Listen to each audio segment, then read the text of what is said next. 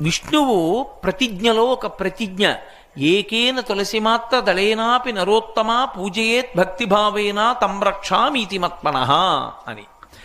నన్ను నేను నిజంగా ప్రీతి పొందాలి అంటే నువ్వు నాకు ఎన్ని పువ్వులు తెచ్చి పూజ చేస్తున్నావు, ఎన్ని బంగారు కవచాలు పెడుతున్నావన్న దానితో నేను సంతోషపడను. నువ్వు పరమ ప్రేమతో ఒక్క తులసి దళాన్ని తీసుకొచ్చి నా పాదాల మీద పెట్టు, నేను పరిపూర్ణమైన తృప్తి పొందుతాను. తులసి మీకు ఏదో కష్టపడి సంపాదించవలసినటువంటిది కాదు. తులసి ఎక్కడ పడితే అక్కడ మురుస్తుంది.